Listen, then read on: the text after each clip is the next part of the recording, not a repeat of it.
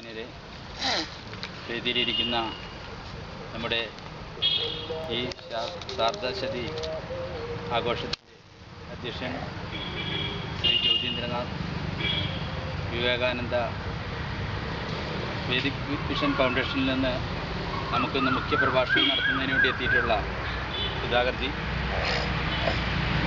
മറ്റ് സ്വാഗതം ആശംസിച്ച നമ്മുടെ പ്രമുഖമായിട്ടുള്ള രവീന്ദ്രനാഥ്, മറ്റ് സഹപ്രവർത്തകരെ,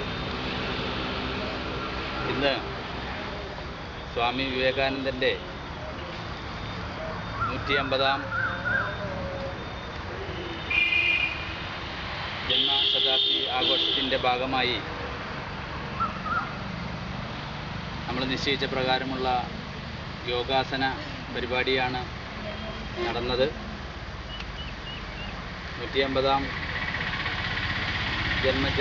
ജന്മദിനാഘോഷത്തിൻ്റെ ഭാഗമായിട്ട് നമ്മുടെ പഞ്ചായത്തിൽ ആദ്യമായിട്ട് നമ്മളൊരു പ്രാർത്ഥനാ യജ്ഞം നടത്തി.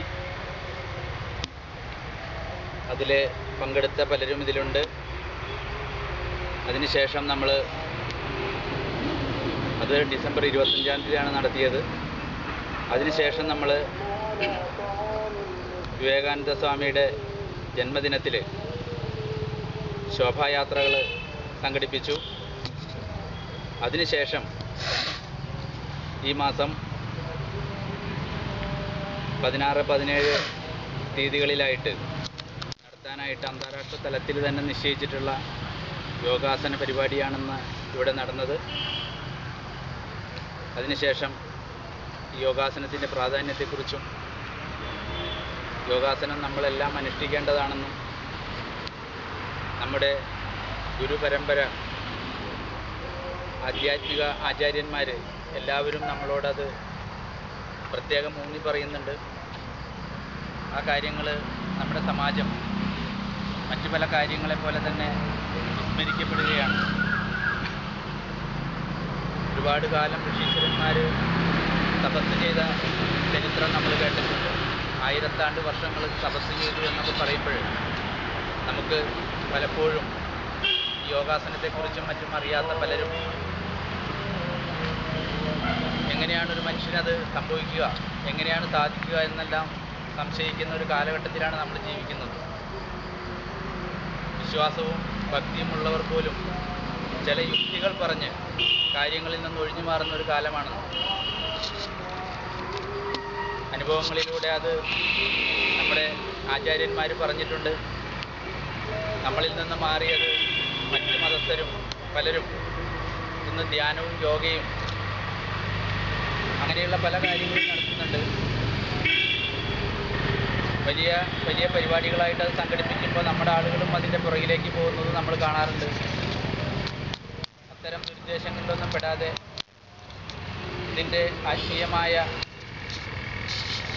വശം മനസ്സിലാക്കിക്കൊണ്ട് തന്നെ, ആരോഗ്യത്തിന് യോഗ ചെയ്യുന്ന സംഭാവനകൾ മനസ്സിലാക്കിക്കൊണ്ട് തന്നെ എല്ലാവരും ഇത് അനുഷ്ഠിക്കാനും നമ്മുടെ എല്ലാ ഗ്രാമത്തിലും അങ്ങനെയുള്ള കേന്ദ്രങ്ങൾ വരുന്നതിനും എല്ലാ ജനങ്ങൾക്കിടയിലും ഇതിന് പ്രാമുഖ്യമുണ്ടാകുന്നതിനും വേണ്ടിയിട്ടാണ് സ്വാമി എല്ലാവരോടും യോഗാസനം ചെയ്യണം, ബലിഷ്ഠമായ മാംസപേശികളും കരുത്തുറ്റ ശരീരവും ഉണ്ടാവണം, അങ്ങനെയുള്ള ശരീരത്തിൽ മാത്രമേ ഒരു കരുത്തുറ്റ മനസ്സുണ്ടാവുകയുള്ളൂ എന്ന് സ്വാമി ഉദ്ബോധിപ്പിച്ചു. നമ്മളെക്കുറിച്ച് തന്നെ പാശ്ചാത്യ നാടുകളിൽ ആളുകൾക്ക് അന്ധവിശ്വാസങ്ങളുടെ കൂമ്പാരമായിരുന്ന ഒരു രാഷ്ട്രം എന്നുള്ള രീതിയിൽ അറിയപ്പെട്ടിരുന്ന നമ്മുടെ ഭാരതത്തെ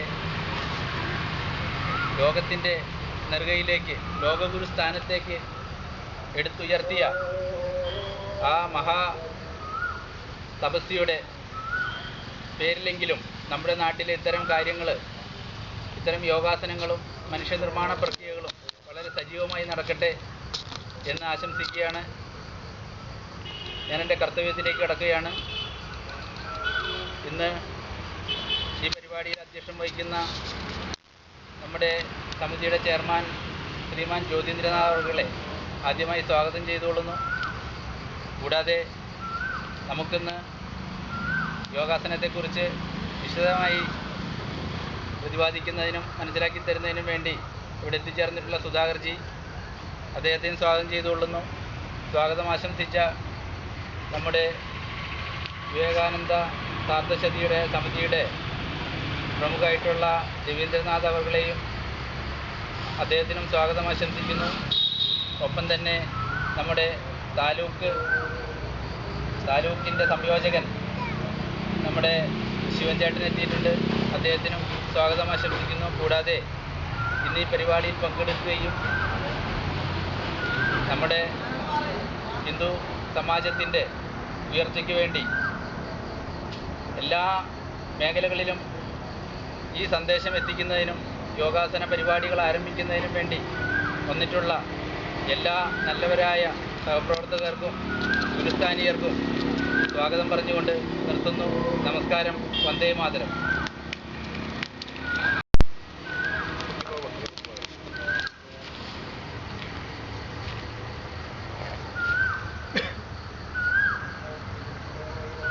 വേദിയിലിരിക്കുന്ന നമ്മളുടെ പഞ്ചായത്തി ശാഖയുടെ സാർദ്ധസതി സമിതിയുടെ അധ്യക്ഷൻ, പ്രിയമുള്ള സുഹൃത്തുക്കളും ചേച്ചിമാരും,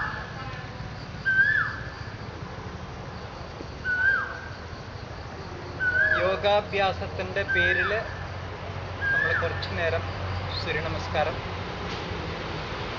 അഭ്യസിച്ചു, അല്ലെങ്കിൽ അതിൻ്റെ പരിശീലനം നടത്തി.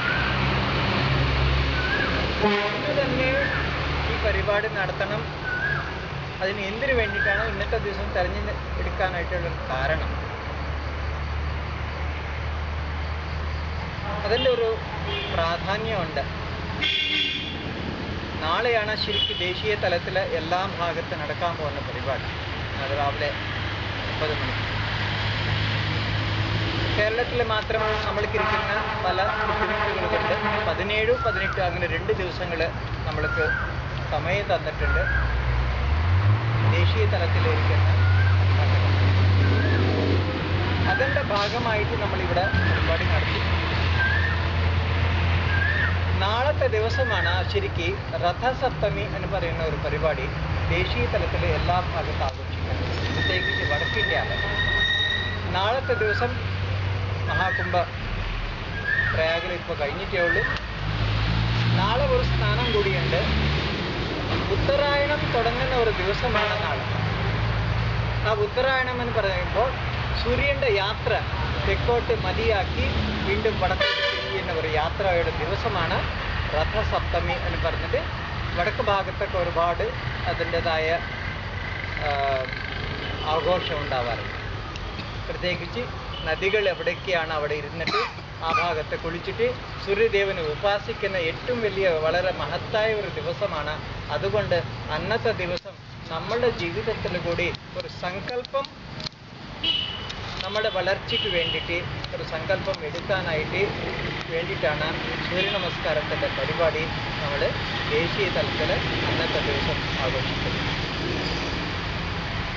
സ്വാമിജി പറഞ്ഞ പോലെ നേരത്തെ ശരീരമാധ്യം കല ധർമ്മസാധനം എന്ന് പറയുന്ന പോലെ നമ്മൾക്ക് എല്ലാവർക്കും അറിയുന്നുണ്ടെങ്കിലും കൂടി നമ്മൾ തിരക്കായിരിക്കുന്ന ജീവിതമാണ്, ഓടി നടക്കുന്ന ജീവിതമാണ്. ഈ ഓടി നടക്കുന്ന ജീവിതത്തിൽ നമ്മുടെ ശരീരത്തിനെ നമ്മൾ ശ്രദ്ധിക്കാറില്ല. എവിടേക്കാണ് ഈ ഓട്ടം എന്ന് ചോദിച്ചു കഴിഞ്ഞാൽ ചിലപ്പോൾ നമ്മൾക്ക് പോലും മനസ്സിലാവാത്ത രീതിയിലാണ്. ആരെങ്കിലോട് ഓടി നടക്കുന്ന ഒരാൾ നിർത്തി എന്തിനാണ് നിങ്ങൾ ഓടുന്നത് എന്ന് ചോദിച്ചു കഴിഞ്ഞാൽ മറ്റവർ ഓടുന്നത് ഞാനും ഓടുന്നു. അതിന് ഒരു അർത്ഥമോ അത് എന്തുകൊണ്ടാണ് ഓടുന്നത് പോലും അറിയാത്ത രീതിയിൽ മനുഷ്യന് ഈ ഭൗതിക സുഖത്തിൻ്റെ പിറകിൽ ഓടി നടക്കുക. എല്ലാവരും ആഗ്രഹിക്കുന്നത് ജീവിതത്തിൽ സുഖമായിട്ടും സന്തോഷത്തോടെയും സമാധാനത്തോടെ ജീവിക്കാനായിട്ടാണ്. പക്ഷെ മനുഷ്യന്മാർ മനസ്സിലാക്കിയിരിക്കുന്നത് ഭൗതിക തലത്തിലിരിക്കുന്ന സ്വത്ത് നേടുമ്പോഴാണ് മനസ്സിന് സന്തോഷം ഉണ്ടാവുക. അതുകൊണ്ടാണ് അതിൻ്റെ പിറകിലാണ് ഒരു റാറ്റ് റേസ്, അറിയാത്ത ഒരു ഓട്ടത്തിലാണ് നമ്മൾ എല്ലാവരും. അതുകൊണ്ടാണ് ഒരു 15-25 വർഷം മുമ്പിൽ ഉണ്ടായ അസുഖങ്ങൾ, കാണാത്ത അസുഖങ്ങൾ, ഇല്ലാത്ത ഹോസ്പിറ്റലുകൾ, ഇല്ലാത്ത ഡോക്ടർമാർ, ഇതൊക്കെ ഈ കഴിഞ്ഞ 10-25 വർഷത്തിൻ്റെ അകത്ത് നോക്കിക്കഴിഞ്ഞാൽ നമ്മുടെ അയൽവക്കത്ത് തന്നെ നോക്കുമ്പോൾ അതിൻ്റെ വളർച്ച ഇരട്ടി ആയിക്കൊണ്ടിരിക്കുക. എന്തുകൊണ്ട് സംഭവിക്കുന്നു? പണ്ട് നമ്മുടെ കാരണവന്മാർ നമ്മുടെ വീടുകളുടെ അകത്തുണ്ടായ മുതിർന്നവരൊക്കെ അവരുടെ ജീവിതത്തിൽ ഒരു ചിട്ട ഉണ്ടായിരുന്നു. എല്ലാ കാര്യത്തിലും, ഭക്ഷണ രീതിയിൽ മാത്രമല്ല, ജീവിതത്തിൻ്റെ ഈ ആർത്ഥിക സമ്പത്തിയിൽ ഭൗതിക തലത്തിലിരിക്കുന്ന ചിട്ട നേടാനായിട്ട് കൂടി ഒരു ചിട്ട ഉണ്ടായിരുന്നു. അധികം ആഗ്രഹിച്ചിട്ടുണ്ടായിരുന്നില്ല. ആവശ്യമുള്ളതിലോ സംതൃപ്തി നേടാനായിട്ടായിരുന്നു അവർക്ക് താല്പര്യം. അതുകൊണ്ട് അവരുടെ ജീവിതം വളരെ ശാന്തവും സുഖവും സമാധാനത്തോടെ ആയിരുന്നു. പക്ഷെ നമ്മൾ അറിയാത്ത ആ ഒരു തെറ്റായ അവർ നടന്നുകൊണ്ടിരിക്കുന്ന ഒരു ജീവിത രീതിയെ വിട്ടുകൊണ്ട് പാശ്ചാത്യ സംസ്കൃതിയിലേക്ക് പോയിക്കൊണ്ടിരിക്കുന്ന ഒരു കാലഘട്ടത്തിലാണ് നമ്മൾ ജീവിച്ചു കൊണ്ടിരിക്കുന്നത്. അതുകൊണ്ടാണ് നമ്മൾ ആ ഒരു തലത്തിലേക്കാണ്, ആ ഒരു ഓട്ടത്തിലാണ്. അതുകൊണ്ട് എന്താ സംഭവിക്കുന്നത്? ഏത് വീട്ടിലേക്ക് പോയി കഴിഞ്ഞാലും കൂടി അസുഖമില്ലാത്ത ഒരു വീട് ഉണ്ടോ എന്ന് ചോദിച്ചു കഴിഞ്ഞാൽ ചിലപ്പോൾ വളരെ ബുദ്ധിമുട്ടാണ്. ഈ അടുത്ത കാലത്തിൽ നമ്മളെ കേന്ദ്രത്തിലായിരിക്കുന്ന 1-2 കുട്ടികൾ ഗൃഹസമ്പർക്കം നടത്തി. വളരെ സാധാരണക്കാർ താമസിക്കുന്ന ഒരു മേഖല, ഒരു മധ്യവർഗീയ കുടുംബങ്ങൾ ജീവിച്ചിരിക്കുന്ന ഒരു ഭാഗത്തിലെയും പോയി നോക്കുമ്പോൾ എല്ലാ വീടുകളുടെ അകത്ത് ആർത്ഥിക സമ്പത്ത് ഇരിക്കുന്ന ഇല്ലെങ്കിൽ മധ്യവർഗീയ കുടുംബങ്ങളുടെ മാത്രമല്ല, സാധാരണക്കാരുടെ ജീവിതത്തിൽ പോലും ഒരു അസുഖമില്ലാത്ത ഒരു വീട് കാണാനായിട്ട് സാധിച്ചിട്ടില്ല എന്ന് പറയുന്നതാണ് വാസ്തവം. ഇതൊക്കെ കാരണം ആരാണ് എന്ന് ചോദിച്ചു കഴിഞ്ഞാൽ നമ്മൾ തന്നെയാണ്. അത് മനസ്സിലാക്കിക്കൊണ്ട് നമ്മളുടെ ആരോഗ്യത്തിന് കൊടുക്കേണ്ട ഒരു പ്രാധാന്യത്തിൻ്റെ സമയം വന്നിട്ടുണ്ട്. എന്തുകൊണ്ടെന്ന് പറഞ്ഞാൽ, ഒരു 10 പേരിനെ എടുത്തു കഴിഞ്ഞാൽ 4 പേര് ക്യാൻസറുടെ അസുഖത്തിലാണ് ഇപ്പം പീഡിതരാകുന്നത്. ഏത് വീട്ടിലെ 4 വീടുകളിലൊക്കെ പോയി കഴിഞ്ഞാൽ 2 വീടുകളിലകത്തെ ക്യാൻസറുടെ ഒരു വ്യക്തി ആരെങ്കിലും ഉണ്ടായിരിക്കും ആ കുടുംബത്തിൽ. അസുഖങ്ങളുടെ സംഖ്യ കൂടിക്കൂടി വരാനായിട്ടുള്ള കാരണമാണ് നമ്മൾക്കിരിക്കുന്ന 6 ശത്രുക്കളാണ്. കാമം, ക്രോധം, ലോഭം, മോഹം, മതം, മാത്സര്യം എന്ന് പറയുന്നത്. ആഗ്രഹം വേണം. അമിതമായാലേ അമൃതം കൂടി വിഷമാവുന്ന രീതിയിൽ നമ്മൾ ഓടിക്കൊണ്ടിരുന്നാലേ നമ്മൾക്ക് വിഷമാണ് നമ്മൾ കഴിക്കുന്നത്. അതുകൊണ്ടുണ്ടാകുന്ന ബുദ്ധിമുട്ടുകൾ നമ്മൾക്ക് തന്നെ അത് ബാധിക്കും, ബുദ്ധിമുട്ടുണ്ടാക്കും. അതുകൊണ്ട് ഈ ആഗ്രഹം എന്ന് പറയുന്നത് അമിതമായ ആഗ്രഹം ഇല്ലാത്ത രീതിയിൽ, വളരെ ആവശ്യമുള്ള രീതിയിൽ മാത്രമായിട്ട് നമ്മൾക്ക് ജീവിക്കാനായിട്ട് സാധിച്ചു. അത്രയ്ക്ക് നേട്ടങ്ങൾ മാത്രമേ നേടിയാൽ മതി എന്ന് വിചാരിച്ചു കഴിഞ്ഞാൽ നമ്മുടെ ജീവിതത്തിലെ ശാന്തി സമാധാനം അപ്പം തന്നെ ഒരു തുടക്കം കൊടുക്കും. ഇല്ലെങ്കിൽ ഈ ആഗ്രഹം എന്ന് പറയുന്നത് അമിതമാവുമ്പോൾ അസുഖത്തിൻ്റെ ഒരു ബീജം കൂടി നമ്മൾ കുത്തിവെക്കുകയാണ് എന്നർത്ഥം. അതിനാണ് സംസ്കൃതത്തിൽ നമ്മൾ പറയാം കാമം എന്ന് പറയാം, ആഗ്രഹം. നമ്മൾക്കിരിക്കുന്ന ആഗ്രഹമല്ല, നമ്മൾക്കിരിക്കുന്ന അത്യാഗ്രഹമാണ്. അതിനെക്കുറിച്ച് അധികം വിവരിക്കാനായിട്ട് ആവശ്യമില്ല. ക്രോധമാണ്.